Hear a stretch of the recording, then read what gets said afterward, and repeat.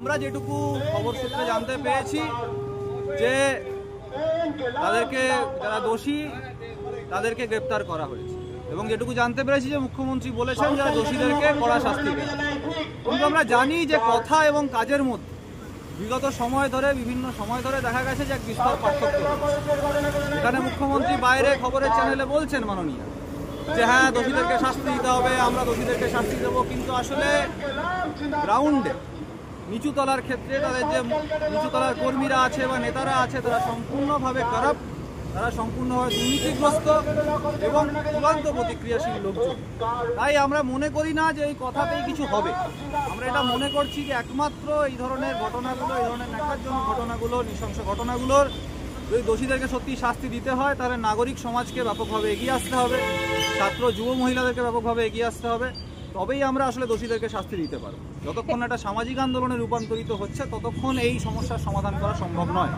এই ঘটনার পিছনে বিরোধী দলনেতা শুভেন্দু অধিকারী মন্তব্য করছেন যে এই সরকার অর্থাৎ মমতা ব্যানার্জিকে হাঁটাতে হবে, তবেই এই দেশে গণধর্ষণ কমবে। কি বলবেন? দেখুন, একটা শুভেন্দু অধিকারীর কথাকে আমরা কিভাবে মান্যতা দেব আমি জানি না, কারণ তার দলের যা অন্যান্য রাজ্যগুলোতে যা ইতিহাস রয়েছে, একের পর এক ধর্ষকদেরকে আড়াল করা, ধর্ষকদেরকে জেল থেকে আমরা গুজরাটে দেখলাম যে কয়েক মাস আগেই গুজরাটে ধর্ষকদেরকে মালা বরণ করিয়ে তাদেরকে জেল থেকে মুক্তি দেওয়ানো হলো। তাহলে আমি মনে করব না বা আমরা মনে করি না সাংগঠনিকভাবে যে শুভেন্দু অধিকারীর কথার এই বিষয়ে কোনো দাম আছে বা বিজেপি সার্বিকভাবে ধর্ষণ সংস্কৃতির বিরুদ্ধে তাদের কোনো কথা বলার থাকতে পারে, কারণ তারা বিভিন্ন রাজ্যগুলোতে এই সংস্কৃতিকে বারবার চালিয়ে যাচ্ছে। তারা মহিলাদের জন্য ন্যূনতম নিরাপত্তার ব্যবস্থা করতে পারেনি সারা ভারতবর্ষ জুড়ে। তাদের কথায় আমরা কিছুই মানতে রাজি নই এবং আমরা মনে করি যে শুধুমাত্র কোনো দলকে সরিয়ে দেওয়ার মধ্যে দিয়ে হয়তো হবে না। হ্যাঁ, তৃণমূলকে বর্তমানে ভারতবর্ষের এবং বিশেষত পশ্চিমবাংলার জনগণ বারবার নাকচ করছে, তারা চাইছে না এই তৃণমূলের সঙ্গে, কিন্তু তার বিকল্প কখনোই বিজেপি নয়। যেটা শুভেন্দু অধিকারী বকলমে বলার চেষ্টা করছেন যে তৃণমূলকে হারিয়ে বিজেপিকে আনলেই যেন সমস্যার সমাধান হয়ে যাবে, এটা আমরা মনে করি না। আমরা মনে করি যে এক নতুনভাবে বামপন্থী পুনরুজ্জীবনের দরকার আছে ভারতবর্ষে এবং বিশেষত পশ্চিমবাংলায়, এবং আমরা মনে করছি বিপ্লবী ছাত্র আন্দোলন, যুব আন্দোলন, মহিলা আন্দোলনকেও আবার নতুনভাবে সংগঠিত হতে হবে। তবেই এক নতুন যদি শক্তি পশ্চিমবাংলা জুড়ে আত্মপ্রকাশ করতে পারে, তবেই আসলে মহিলা সুরক্ষার প্রশ্ন বা 25 তারিখ রাত্রিবেলায় নৃশংস ঘটনাটা ঘটেছে, যে ন্যাক্কারজনক যারা দোষী, যাদেরকে শাসক শ্রেণী আড়াল করার চেষ্টা করছে, তারা যাতে উপযুক্ত শাস্তি পায়, তার জন্য আমরা আজকে পথে নেমেছি। ছাত্র সংগঠন, মহিলা সংগঠন সহ বিভিন্ন সিপিআইএমএল এর বিভিন্ন শাখা সংগঠনগুলো। আরজিকর কাণ্ডের 9 মাসের ঠিক পরেই আমরা দেখতে পেলাম যে সাউথ কলকাতার ল কলেজে একজন ছাত্রীর গণধর্ষণ। কি বলবেন এই বিষয়ে? মুখ্যমন্ত্রী কোনো পদক্ষেপ নিচ্ছেন না কেন? যে ধর্ষণ সংস্কৃতির কথা আমরা বারবার বলছি, আমরা বুঝতে পারছি বিভিন্নভাবে যে সমাজ জুড়ে এবং বিভিন্ন এই ক্যাম্পাসগুলোতে এক ধরনের যে ক্ষমতার যে আগ্রাসন চলছে, সম্পূর্ণভাবে গণতন্ত্র যে শেষ হয়ে গেছে, তার ফলে আজকে আমরা এই ধরনের ঘটনা বারবার পুনরাবৃত্তি দেখছি। আমরা দেখতে পাচ্ছি যে কীরকমভাবে এই কলেজ ক্যাম্পাসগুলো আসলে গুন্ডাদের, সমাজ বিরোধীদের একটা আঁতুড় ঘর হয়ে গেছে, এবং তার একটা অন্যতম কারণ হচ্ছে যে বহু বছর ধরে কলেজগুলোতে কোনো ধরনের কোনো আইসি কমিটি নেই, কলেজগুলোয় গণতান্ত্রিক ছাত্র সংসদ নির্বাচন হয় না, এবং আমরা মনে করছি যে এটা যদি আরও চলতে থাকে এই কলেজগুলোতে আগামী সময়ে পড়ুয়ারা পড়তে আসবে না। সে মহিলারা হোক, পুরুষ হোক, সাধারণ পরিবারের ছেলেমেয়েরা আর পড়তে আসবে না। সেটা সার্বিকভাবে আমাদের পশ্চিমবাংলার শিক্ষাক্ষেত্রে এক বড় ক্ষতি হবে।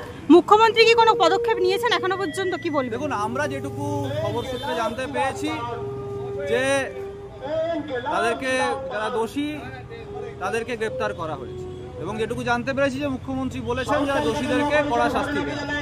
কিন্তু আমরা জানি যে কথা এবং কাজের মধ্যে বিগত সময় ধরে বিভিন্ন সময় ধরে দেখা গেছে যে এক বিস্তর পার্থক্য।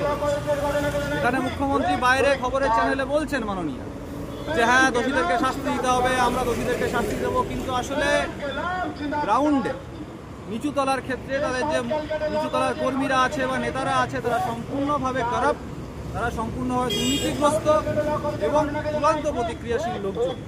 তাই আমরা মনে করি না যে এই কথাতেই কিছু হবে।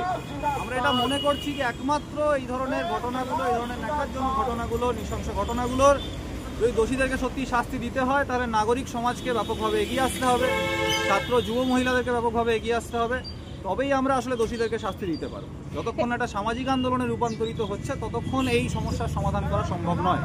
এই ঘটনার পিছনে বিরোধী দলনেতা শুভেন্দু অধিকারী মন্তব্য করছেন যে এই সরকার অর্থাৎ মমতা ব্যানার্জিকে হাঁটাতে হবে, তবেই এই দেশে গণধর্ষণ কমবে। কি বলবেন? দেখুন, এক তো শুভেন্দু অধিকারীর কথাকে আমরা কিভাবে মান্যতা দেব আমি জানি না, কারণ তার দলের যা অন্যান্য রাজ্যগুলোতে যা ইতিহাস রয়েছে, একের পর এক ধর্ষকদেরকে আড়াল করা, ধর্ষকদেরকে জেল থেকে আমরা গুজরাটে দেখলাম যে কয়েক মাস আগেই গুজরাটে ধর্ষকদেরকে মালা বরণ করিয়ে তাদেরকে জেল থেকে মুক্তি দেওয়ানো হলো।